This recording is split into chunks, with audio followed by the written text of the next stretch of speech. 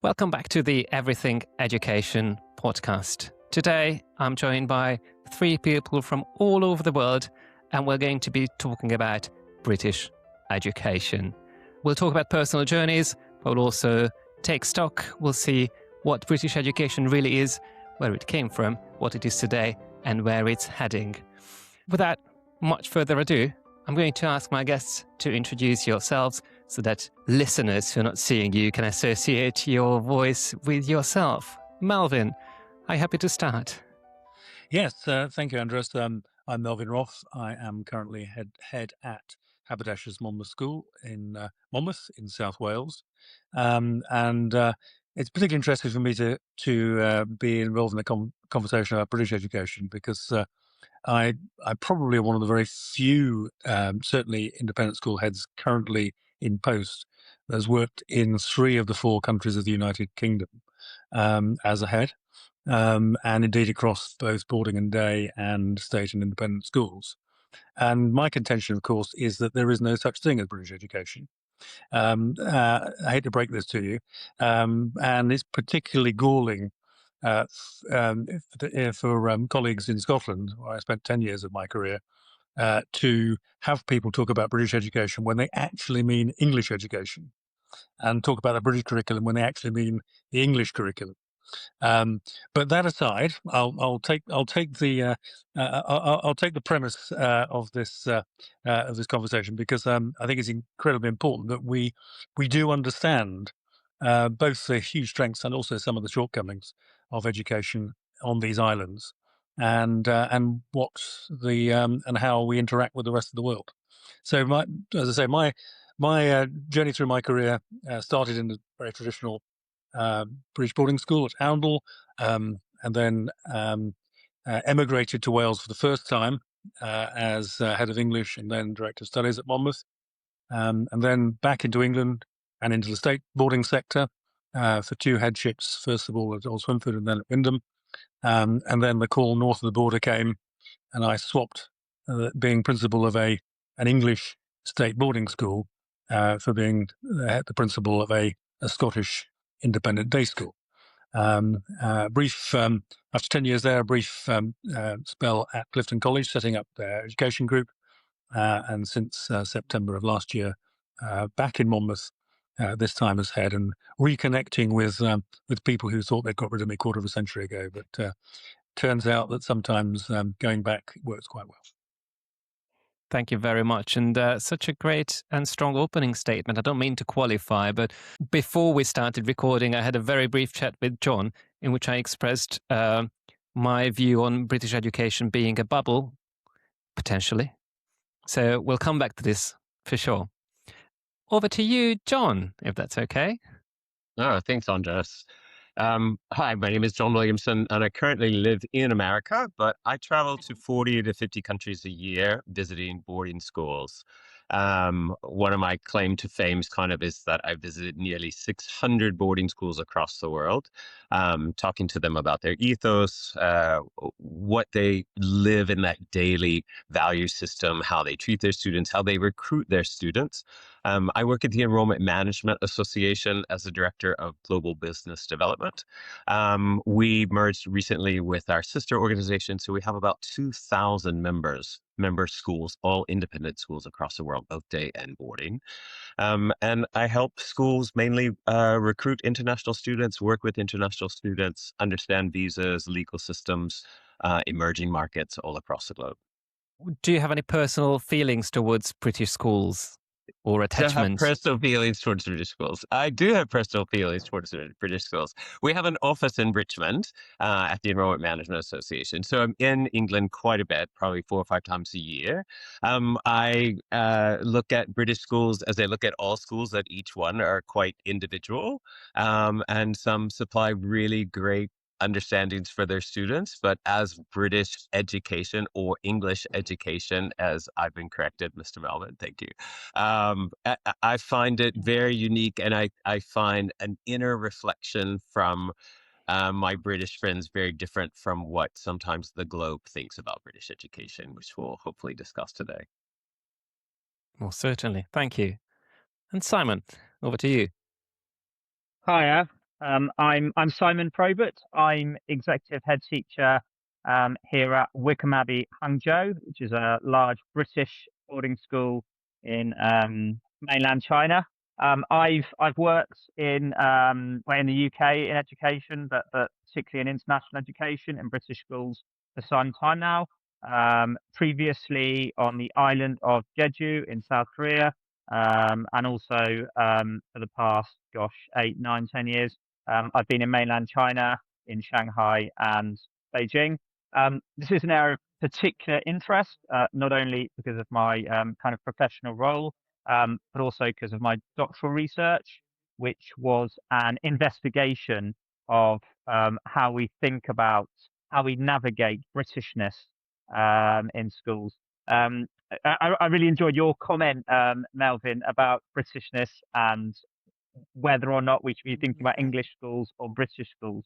I suppose I've become interested in Britishness both as a historical concept, and how historically education evolved around this notion of Britishness, but obviously in the present age, in this area of rapid schools growth, particularly British schools growth. I'm really interested in how we articulate Britishness in our schools and in our sector. So I guess that's my kind of angle on the whole what we're going to discuss today. Right, thank you very much indeed. It's probably worth mentioning that you've recently published a book on this as well, Simon, the rise of British international schools in East Asia. Is that right? Yes, I have a copy here actually. But yes, I've recently published with Routledge, which again is an exploration of the context, the history, the demands, and how we articulate and think about Britishness in our schools as school leaders. Okay, so let's start there. What is British education?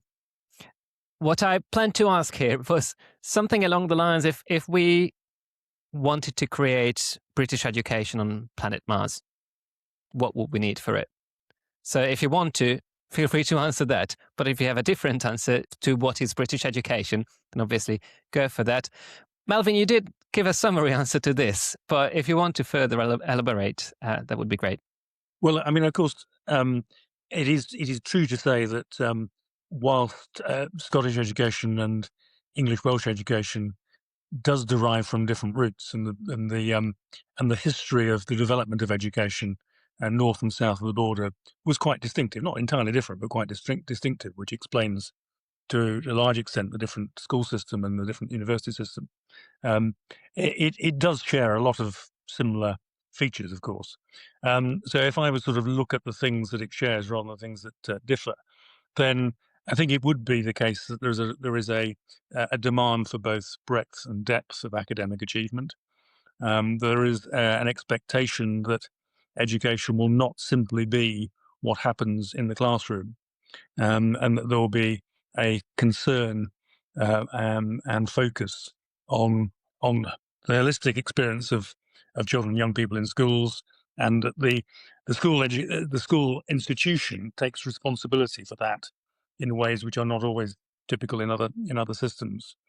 And in some ways, actually, the Scottish system has that more sort of documented and focused, because in terms of the concept of guidance in Scottish schools, for example, which is seen as a very distinct sort of career path, in a way which it perhaps isn't quite. I mean, there's pastoral care and there's the pastoral route in boarding schools, but in day school it's seen as a very specific thing.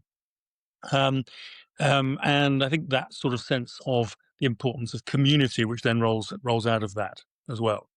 That a school is best understood as a community within which adults and young people work together towards a common aim. So if I was to take a step back, I think those would be amongst the features that I would identify as important and perhaps distinctive. Thank you. John? I agree exactly with Melvyn. What I hear from families with British education or English education is that it specializes early and much earlier than most of the rest of the world. that you're specializing into A levels, in those last 2 years, where in a US Canadian education, it is not, you're not specializing until your second year of uni. So you have 4 more years to explore. A lot of families appreciate this quite a bit in that they're seeing that there are cross curricula kind of programming coming out of the Americas, I would say, and especially at university, and that their children don't know what they want to do at age 16, and they want to be able to do, especially now in media, do if they want to do videos and art and combining that with electronics and combining that with business and all those things, that the American system seems and the Canadian system seems to be much more broad in that terms. So I think though I'm hearing a pushback a little bit for A levels, and I think one of the reasons why IB might be becoming more popular, even with some of the British educational schools that are setting up across the world. So I think there's a little bit of pushback at this point right now on not having the breadth of education that many families, newer families, might want. We'll definitely come back to the changing demands and expectations in a short while. Simon.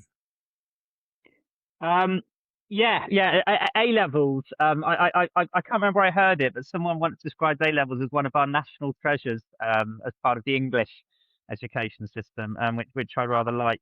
I think going back to the sense of community, Melvyn mentioned this idea of a character-driven education.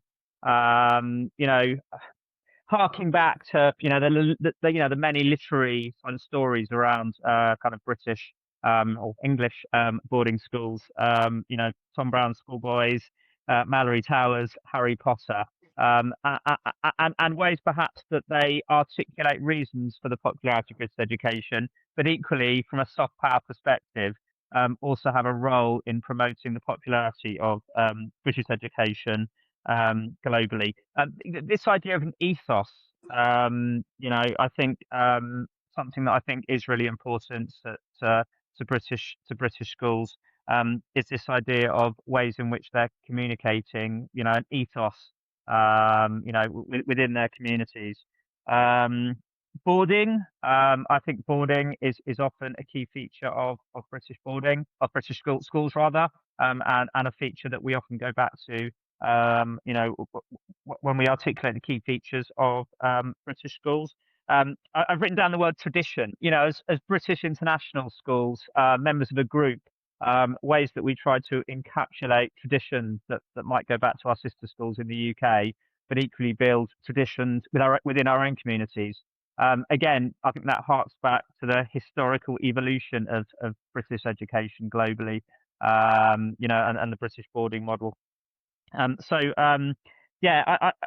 think they're all sort of key things I would talk about. One last one, actually, internationally, many British schools, not the one I currently work at actually, but it is very much a feature of the sector, architecturally mirror, kind of the quasi-Gothic buildings, towers that you see in the UK. And again, I think that's a very distinctive feature of British schools globally.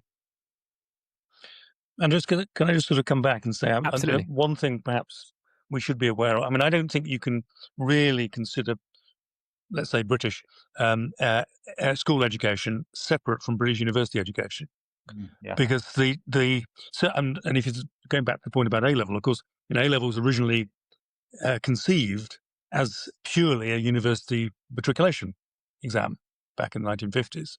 So very explicitly, the two ran into each other.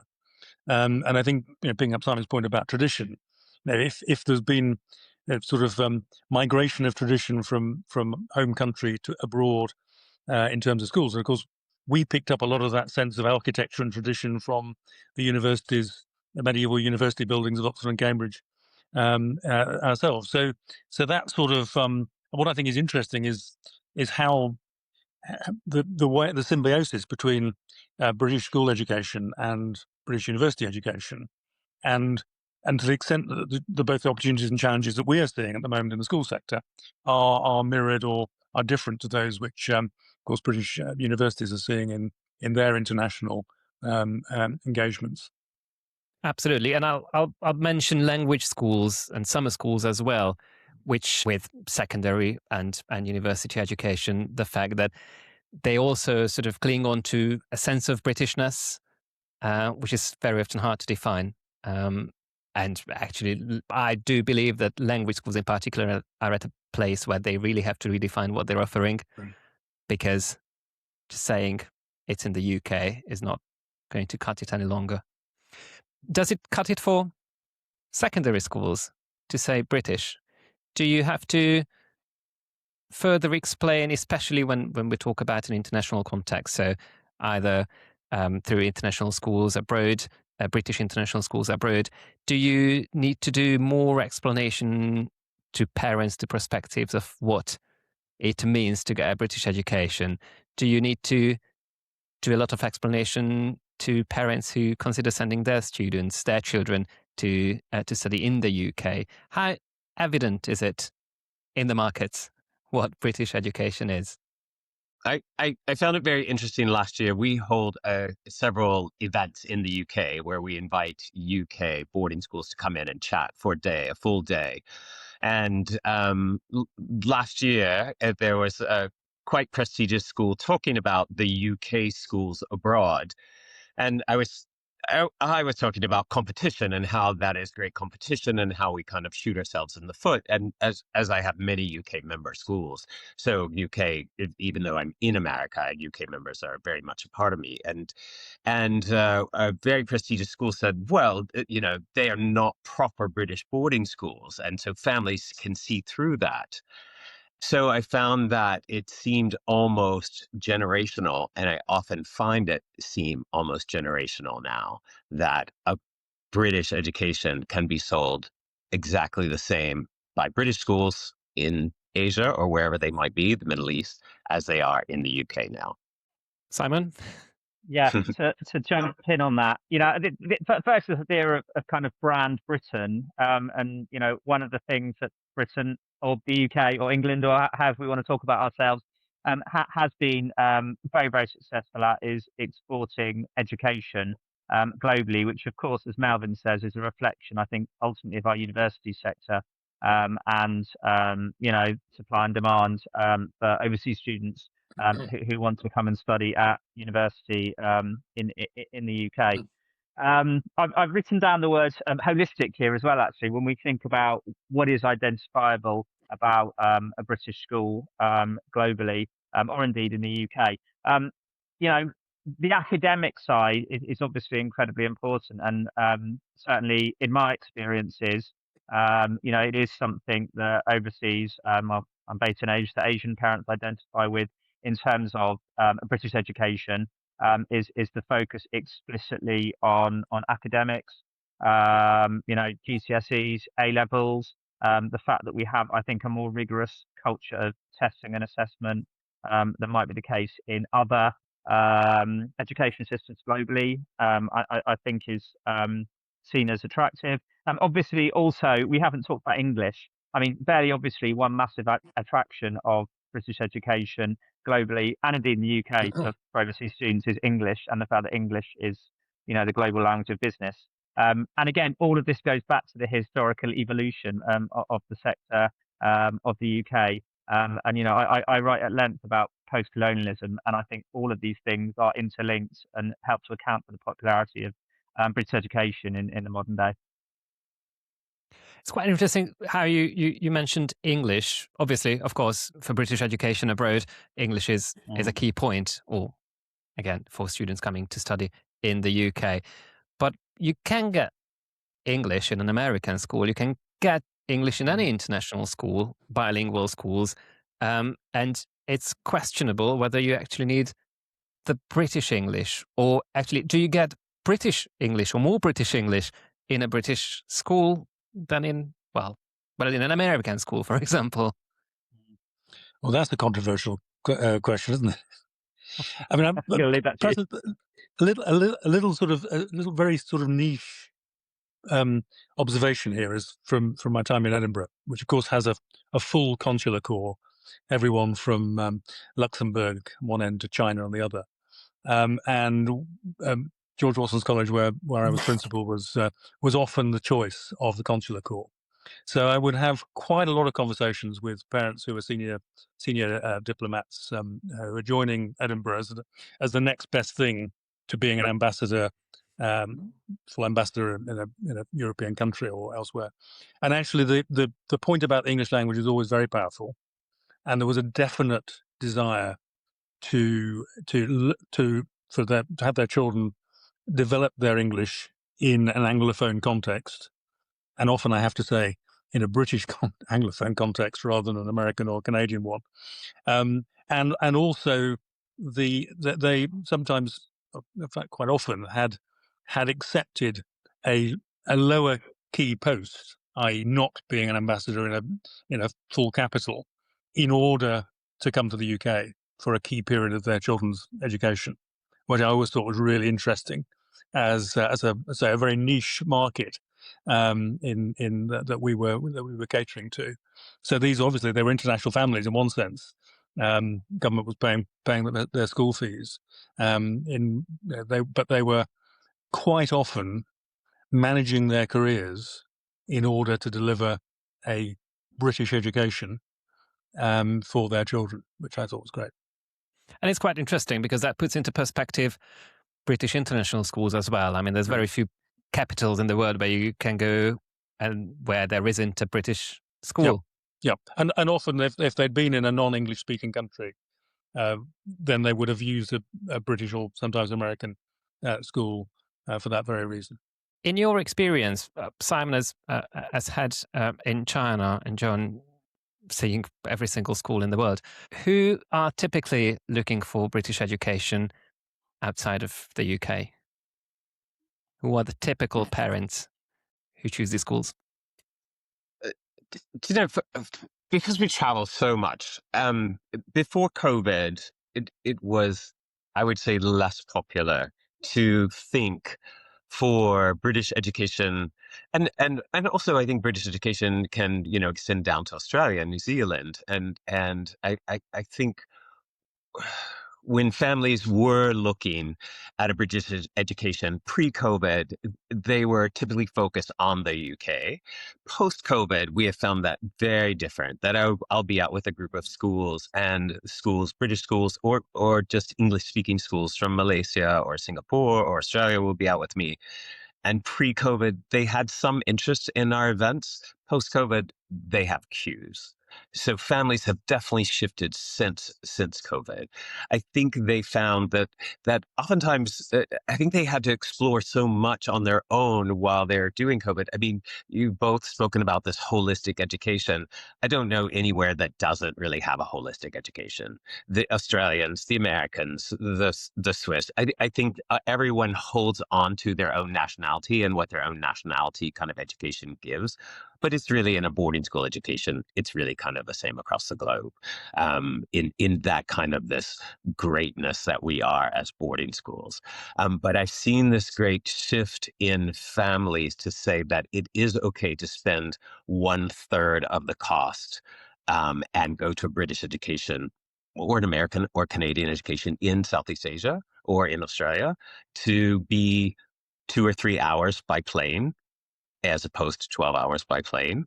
I think there has just been, and again, I think it's also generational, and to say it is now okay that I don't have to go all the way to the UK to have this same kind of experience. But John, aren't Australian schools, and to a certain extent American and Canadian schools, aren't they actually the first sort of franchises of British education back at the end of the 19th and early 20th century? So aren't we just sort of talking about the same thing? It's just an historical sort of wave of educational colonialism, you might say. I think, yeah, I mean, you have had colonies all over. Sure. I mean, we've had boarding schools since the 1700s. So you have all of those great schools that's set up, but were they based on that? I think they took on their own life too. I mean, you have Harkness tables that you wouldn't have in the UK and those kind of things that have just created and they've created a different kind of education, but yeah, was it an export? Absolutely, for sure. But when I say it's a British education, not in the US. Maybe a bit in some of the Canadian schools, but yes, Australia and New Zealand, still some of that, but still with their own ethos and kind of vigor, I think. Yeah. I guess it would be really interesting to contrast Anglo-Saxon education, as it were, Mm. to German and German influenced or French and French influenced education as well. But I just always was always amazed by the number of pipe bands that schools in Australia and New Zealand had, and the fact that they came over to Scotland and ran our pipe band very close for the World Championships, and that was an issue of particular sort of sensitivity. Simon, Again, a bit of a niche criterion that. But.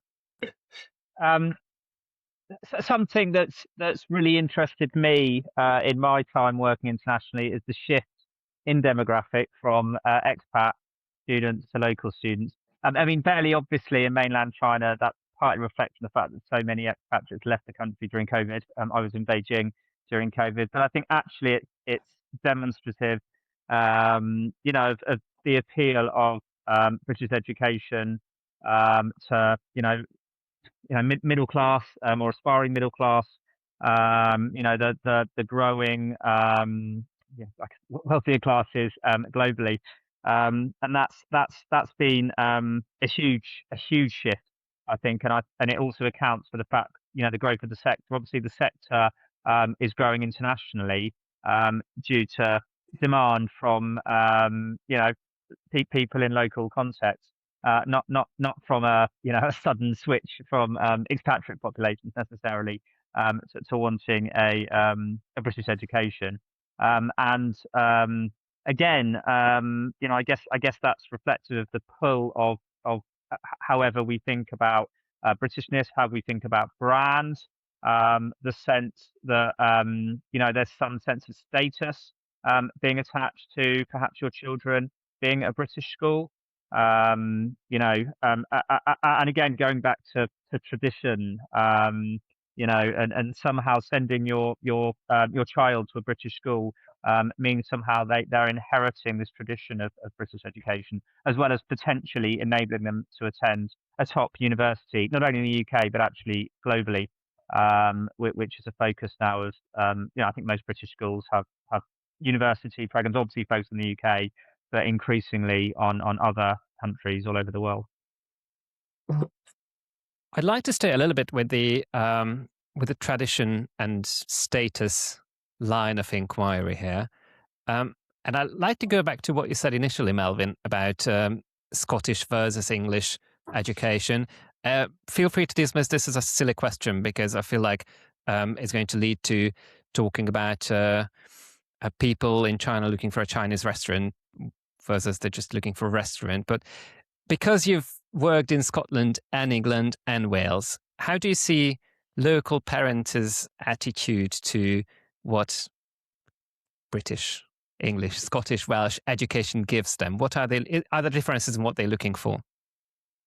It's a particular interesting question in Edinburgh, because of course Edinburgh probably has the highest proportion of children in independent education of any city certainly in the UK, and both English education and Scottish education is available cheek by jowl, as well as IB. In fact, all in a relatively small city, and I suppose in one answer to that in that context is Scottish curriculum schools tend to be big day schools charging lower fees.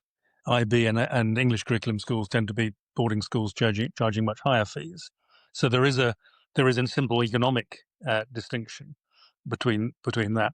But again, going back to the point about the throughput from school to university, the fact that the Scottish university system is also different, and therefore sort of maps against the Scottish curriculum rather better than if it's available to you than the English system would be, was certainly a consideration. But do parents think in that way? I think a number of parents are very much aware, particularly if they've had an international experience themselves, that a British education in English is a particularly valuable thing. and they will consider themselves fortunate to have that available for their children. And I think it sort of goes with most of us in the English language, is that we don't fully realise what an advantage it is until we go elsewhere and see that it's not a given for everyone else. So I think that's probably. I wouldn't say that the average person in the street in any of the towns and cities I worked in would necessarily get up every morning and sort of say, "Well, thank goodness that I've got a British education for my children," in a way that perhaps somebody who was looking for a British education internationally, or was looking to their children to travel internationally to gain one, would perhaps be thinking. In terms of the university point that you've made, how do we see that internationally? I mean, often when parents consider British education, then they are actually indeed thinking of university and think, well, I want my child to go to university in the UK, so a boarding school in the UK is probably a better choice, or a British boarding school in China or wherever is a natural progression. But is this really a factor for families in British international schools, Simon? Definitely. I mean, I think British schools are definitely seen as a means of, social mobility, but specifically a route to entering, UK universities. In China, there's this phrase G5, which refers to the top 5 universities in the UK in the Chinese way of thinking. And there's massive pressure on British schools to provide access and to have students going on a regular basis to the top 5 universities in the UK. That's kind of becomes part of the USP of any top British school. So whilst something that certainly I've observed in mainland China, particularly post-COVID, is an increasing desire also for university programs that provide access to US universities. Absolutely core to school identity and the way schools talk and think about themselves is that they have to offer pathways to top UK universities. John, would you agree globally? Well, I think the demand on U.S. universities, especially from East Asia, is much greater. I think there's still some of that. The U.S. universities, the high-ranking universities, are at 3 and 4% of acceptance rates, where Oxford and Cambridge are still at 15 to 20%. So it's still, there's some selectivity that they say, wow, to get into an Ivy League is, 3 times more difficult or more than that. So I think that there's pressure, a lot of pressure on the U.S. universities. I think that they see that as a gateway to British schools abroad, as a gateway to going to British education, but I also see it as a gateway to lots of education. I think there's traditions of families that have had British education, by parents. And so a lot of times they're on that path, but I don't see that anymore. Like, I'm going to a British school because I'm going to a British university anymore. So where are we? Where are we heading? How do you see changes in demand and in how British education defines itself, if it does at all, in all the changes that we've seen in the past 5-6 years, starting from COVID, now heading into a completely new era defined by AI. I mean, our everyday lives have changed so much in the past, let's say, decade. And it has an influence on education, and it has had an influence on what people are looking for. How has that translated into the demand and into the everyday realities of the schools in the UK, British schools abroad, and on all kinds of British schools in a global context? Melvyn. Well, I really very strongly feel that we need to do a much better job in articulating what we actually mean when we stick a Unijack or indeed a Saltire or a wash flack on something. And for many of the reasons we've already talked about.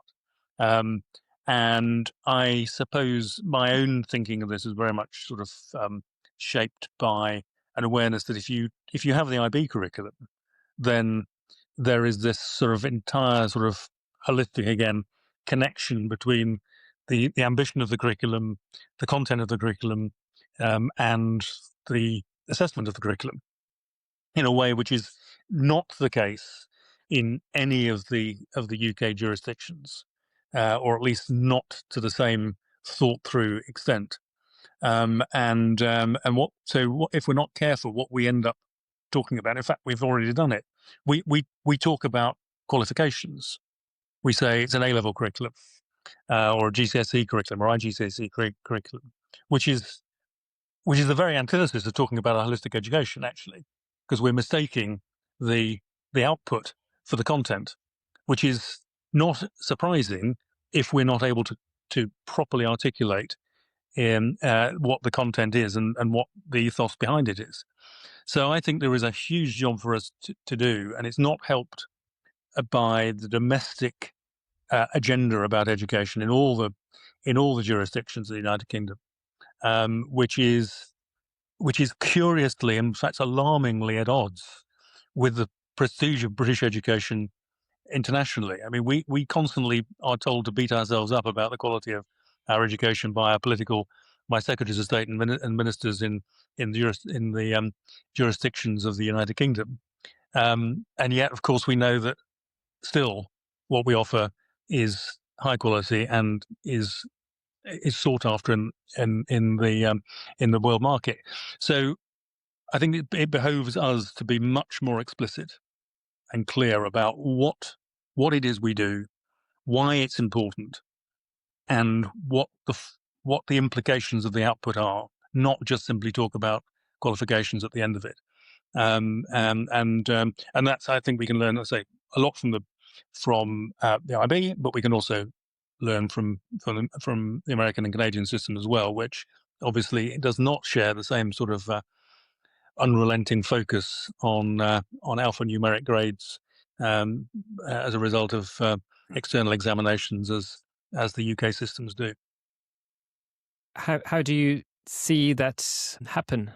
I think schools are beginning to do that. If you look at schools' futures programs, for example, or whatever they call them, we call ours futures program, then seeing the progress of young people through a school, particularly if it's an all-through school from 3 to K-12 approach, and creating staging posts, creating a genuinely holistic educational vision for the school, rather than simply talking about the qualifications at age 16 or 18. I think that is certainly sometimes it's simply a marketing gambit, I have to say, but I think it is becoming increasingly an organizational principle, really, of school education, and so it should be.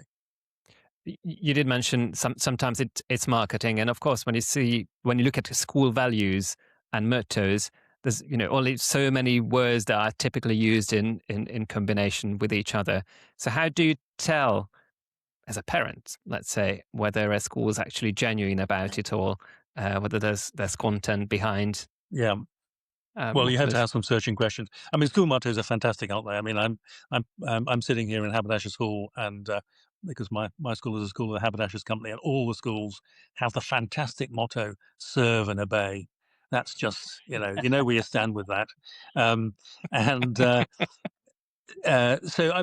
you've got to scrape beneath the marketing hype, and ask and observe the extent to which the ethos, as expressed through values or whatever, is demonstrable in the life of the school. One test that I was introduced to at Watson's was a parent who said, "We've started using the school values to discipline our 5-year-old." And when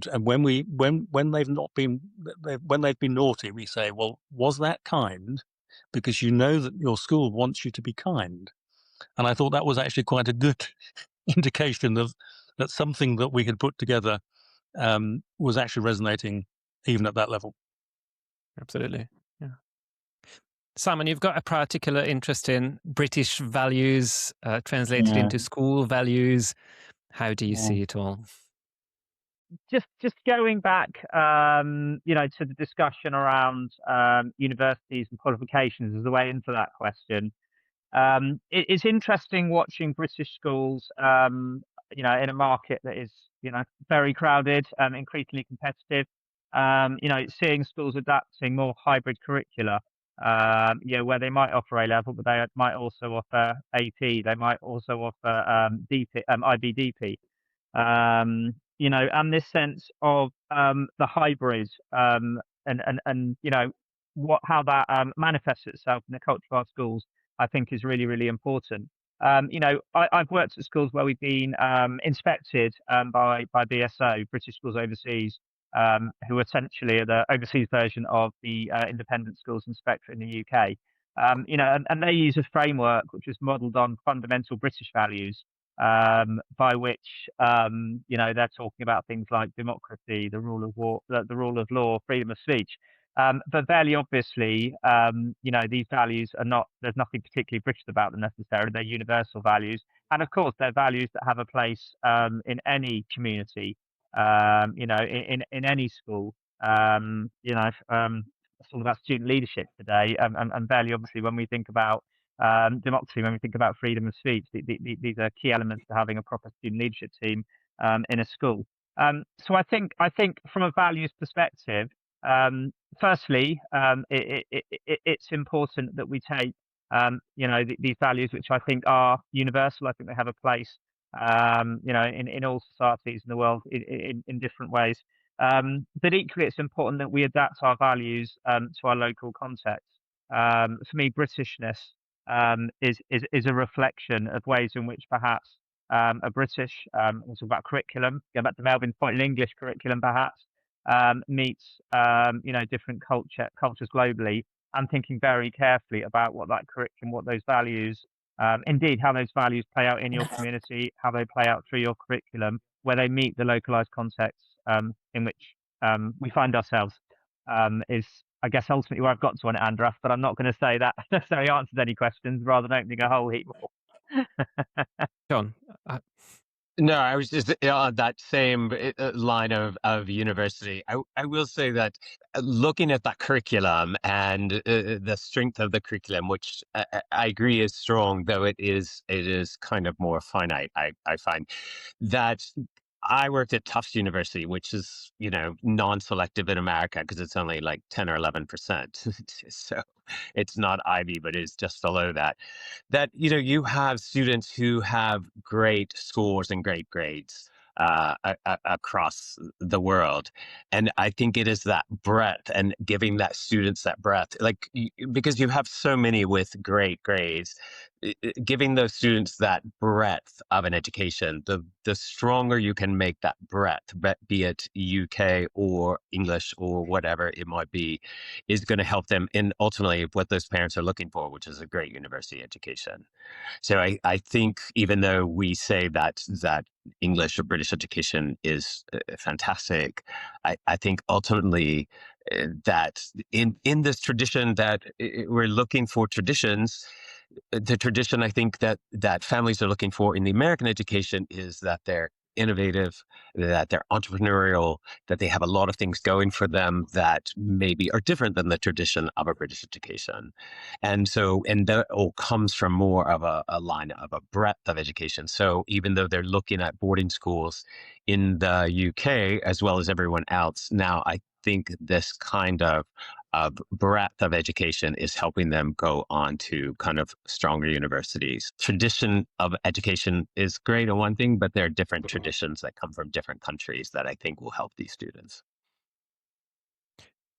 Am I right in sensing a little bit of skepticism in you, John, towards the myths of British education?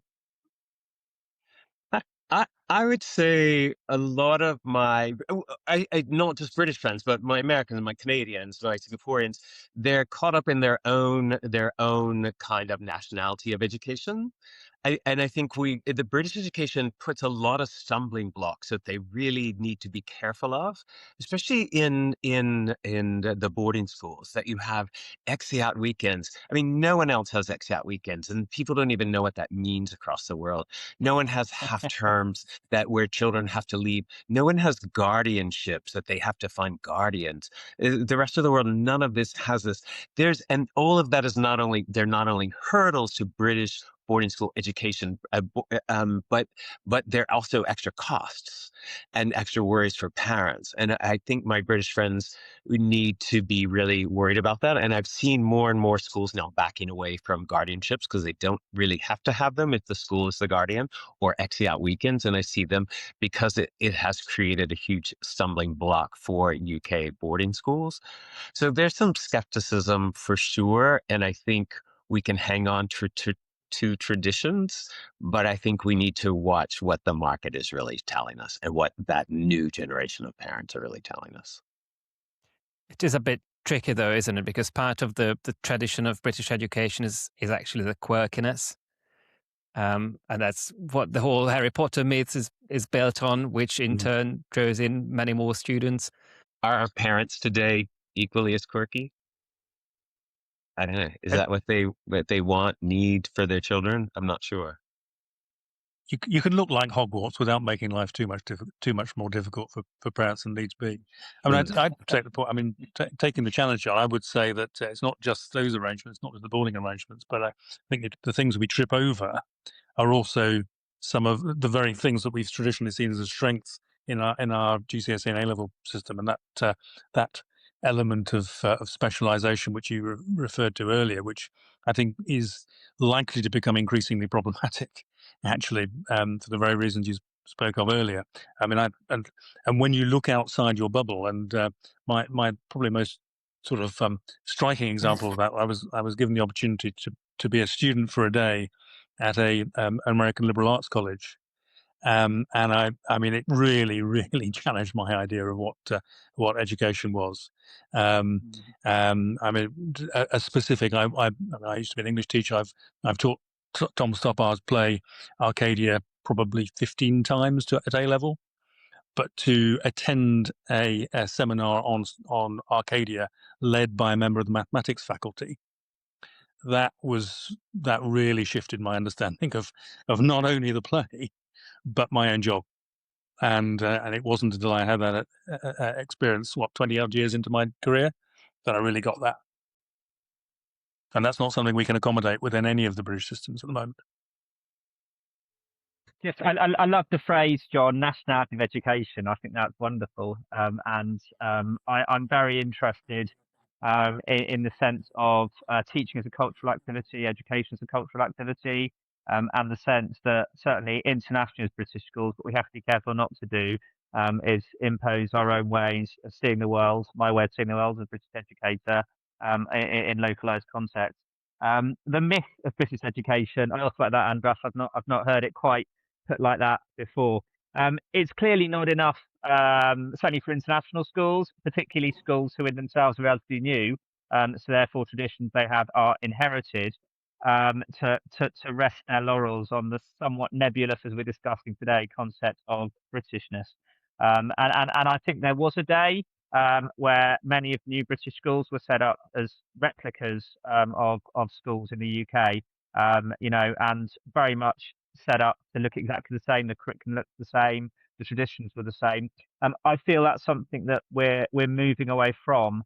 I think there's an increasing recognition, certainly in the British international school sector, that we have to root ourselves locally, that we have to think very carefully about, the vast majority of parents of most schools in mainland China are of Chinese heritage, of how actually we connect our sense of Britishness, our values, our curriculum with what the parents want.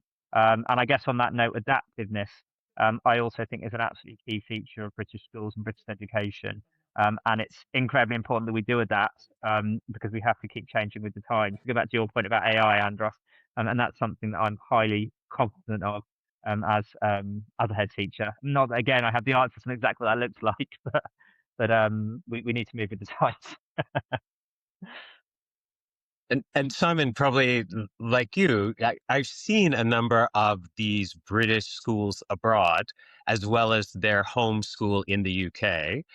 And some of them reflect that school well, and others have no reflection of that home school at all. It's almost shocking to walk on some of these campuses who have a British brand, and there's just no relationship to what they see. And others are very, very strong, but other schools I find are not any reflection at all. For me, that sense of connection to the UK is really, really important. And again, whilst I strongly believe that the sense of Britishness has to be a reflection of our cultural context, I also think, as British schools globally, a link back to schools in the UK is important if we're going to be true to, to our values as British educators. So, no, there's a balance there for me somewhere in terms of the space that we occupy and how we articulate our schools. And I think my sense is that's also a balance that our parents are very interested in. Part of the issues that you've mentioned, John, about schools that don't actually reflect values or anything in particular about the original schools, obviously comes from the huge commercial pressure on independent schools in the UK. I mean, Melvyn, you did obviously refer to the self-harming environment of education policy in the UK at the moment. Just this year, I mean, I've lost count, and John, I'm sure you haven't lost count of the new British schools abroad that have been either opened or announced, but everybody's trying their best to diversify their income, to find students abroad. If they're not willing to come, then meet them at their home country. What is this all going to mean for international students coming into the UK and financially for schools in the UK who have banked on international students coming and paying their tuition fees? Melvyn, I'll ask you first about that. Yeah, well, I mean, just going back to some of the earlier points, I mean, I think not resting on our laurels or the myth of British education is a really important thing, and realizing that actually we have to be competitive in a world market, and taking the challenges that you've been throwing, John, at us, taking those very seriously. Because if we want to operate in a world market, we have to understand what that world market is, and how we meet the aspirations of that market. Otherwise, there will be no market for us. And some of that will be, well, a lot of that will be to the benefit of the school as a whole. And it is already being a catalyst for improvement, I think. And schools really looking at themselves both on the education side of things and the business side of things, and ask themselves some pretty searching questions. And back to the ethos point, the importance of the integrity of the brand with the quality and integrity of the education becomes all the more important at that point. And we sort of can't any longer expect people to shell out large amounts of money, whether this is UK parents or international parents, for something that we can't either articulate properly or be absolutely confident is as good as it possibly can be. So there is some tough messages, but nevertheless important messages in what's going on at the moment. Something that we haven't touched on is, I think there's a difference in the professionals and the professionalism of what the US and Canadians put into those people who are enrolling your pupils, those admissions and enrollment professionals. And in America and Canada, they are called enrollment professionals, not admissions, because they deal with all aspects of the school. And, they are working with, the faculty, they're working with the head, they're working with the bursars and the CFOs and every aspect of that school to enroll these children. And the British group that I know, and we do surveys on this, we have extensive surveys, they are not paid very well at all. They are not paid in a very kind of what they are worth, and what they are expected and the revenue that those professionals bring into those schools compared to their counterparts in the US and Canada. I don't know what the Australians and the New Zealand group pay, but compared to the Americans and the Canadians, the British are way behind in this. I am going to expand this a little bit, just because you rightfully focus on enrollment professionals or admissions people who work really hard, but it's all about selling and treating a school as a business, and that includes, yes, articulating what you do, why you do it, what the benefits are. That involves everything that your marketing team does, and the people on the road, and the people at the end of the phone. Is there a need for change in that respect for UK schools, Melvyn? Yeah, no, I think that's part of the modernisation, and John, I'd say the same for, I mean, slightly different point, but it's same for advancement and development professionals in our schools. It's these are areas which we feel traditionally rather queasy about for some reason, and that reflects in the way in which we traditionally treat and respect those colleagues who are in those roles, I'm afraid. And again, I think it's part of waking up and realizing the world around us that we have to understand that a school thrives because there is a professional team with all the skills and experiences that the professional team needs, not sort of teachers and then the rest, with the bursar somewhere between the two. That is a very outmoded and deeply unhelpful way of thinking about how a school should be staffed. I hope that we make rapid progress in those concepts in UK schools, because we need to.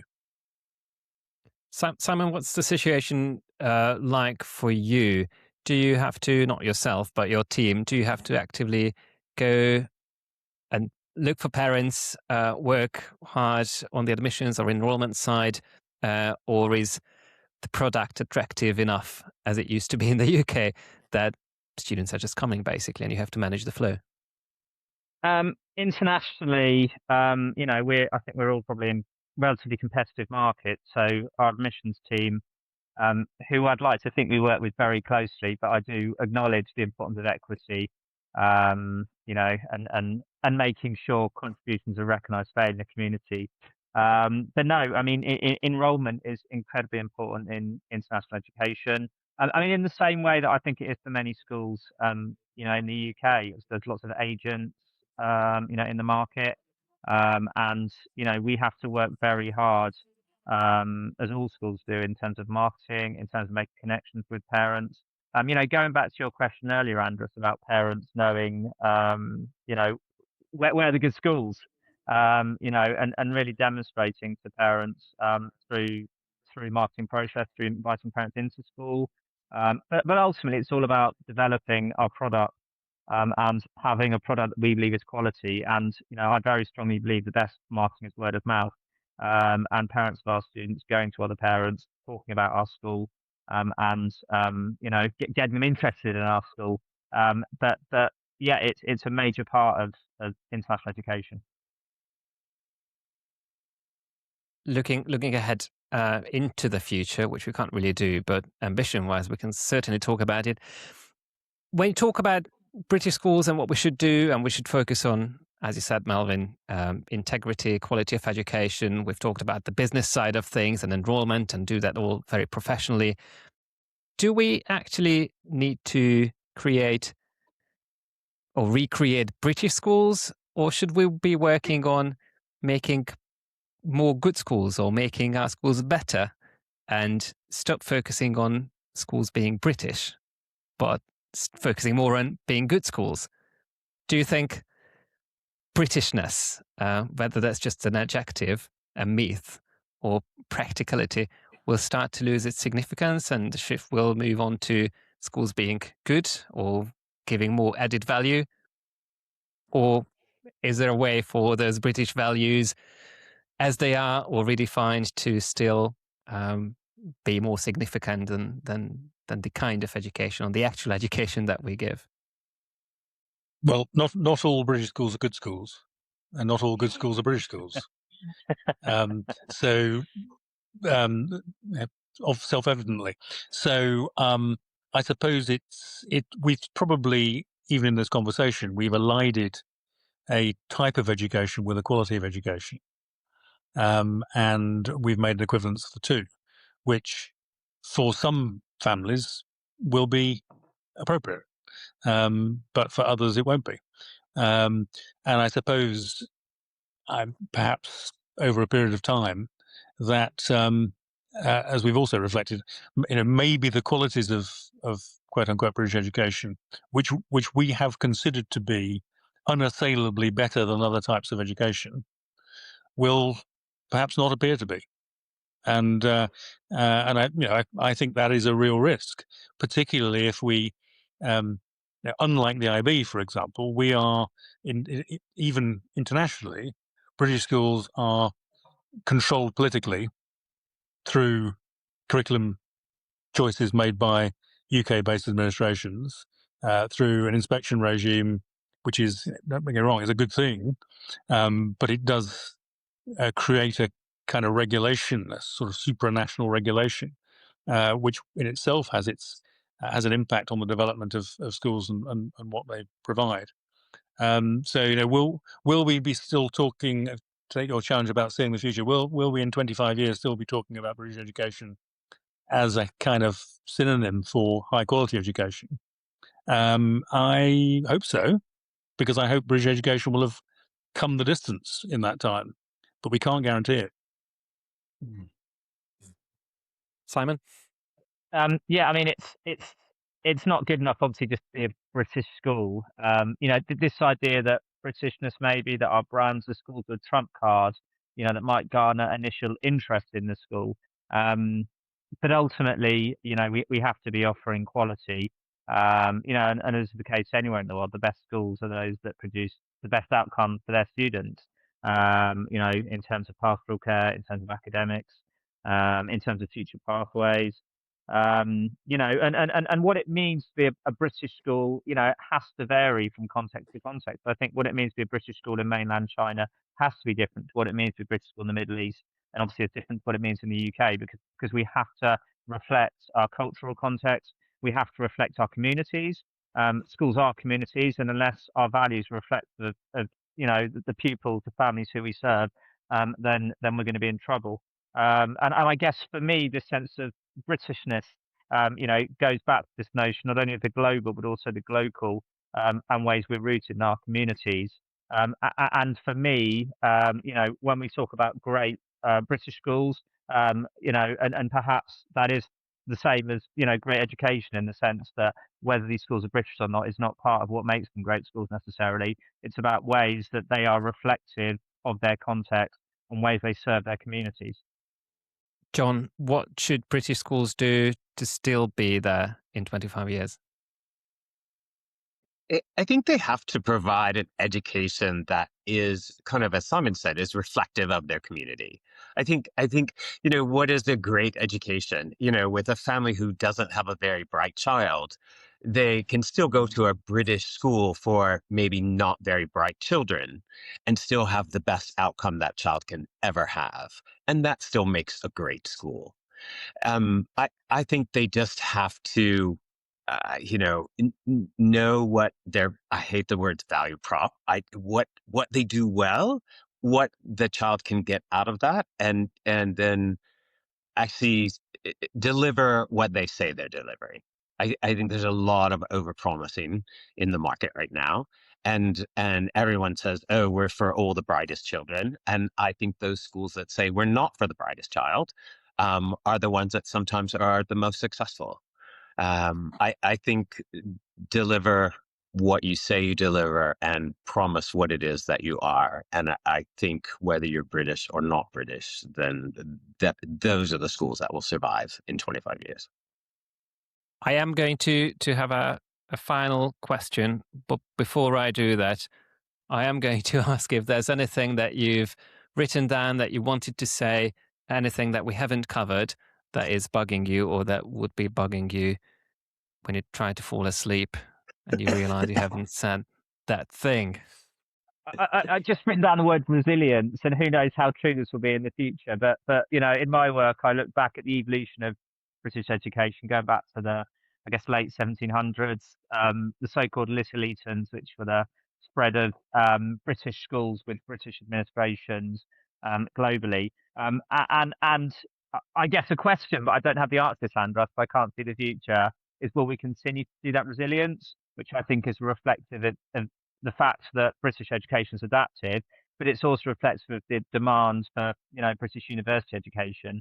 And a question is how far that will be compromised by the growth, for example, of Asian universities, which was something I was chatting to some parents about today.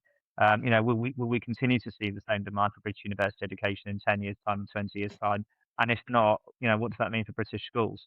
Yeah.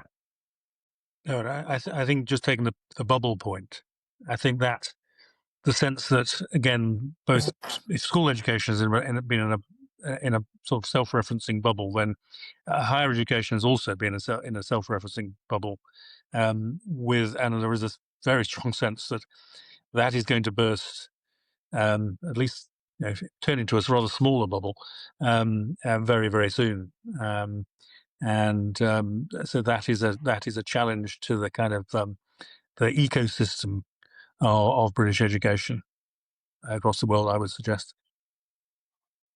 And I think we also have to educate, our home bodies. I think we actually have to market British education or education, especially in the UK. I mean, your VAT has just basically killed you. We've wiped out 80 schools in a year, and it's just devastating to what we've lost to the culture of the country, and what we've lost to all those families who thought. I mean, that alone has chipped away at a British education. So why have we lost 80 schools in the British boarding schools in the last year? I think we need to educate our own governments, all of them, the British, American, Canadian, on why our own ethos and why our own education system is so valuable as an independent education. And the irony is that the UK government and indeed the Scottish government has spent money in promoting its education abroad at the same time as politically those governments are doing their best to undermine it. Absolutely. Yes, but also that marketing, and that's across governments, has pretty much been summarized in education is great. I mean, that's pretty much the only thing that has been said about British education abroad, which is, yeah, I get it, but what do you mean? I think education is Great Britain and Northern Ireland, isn't it? That rather sort of clunky strapline that somebody in Whitehall came up with. Yeah. Okay. Well, closing thoughts, please. And I'm going to go back to an earlier question that you all dodged, so I think it's fair to ask again. If you were tasked by exporting British education to planet Mars, you can take very limited things because it's space travel. What would you take? What would be the essentials to create a British education system on planet Mars? Shall I go first? Please do. I would take 1, 2, as many as would fit in the spaceship. Really, really good, charismatic, dedicated British teachers who know their subject, like working with kids, and have aspiration for them. And the rest of it would work perfectly fine. We'd create a British school out of whatever Martian rock we could find. We'd level a playing field. We'd dig a swimming pool.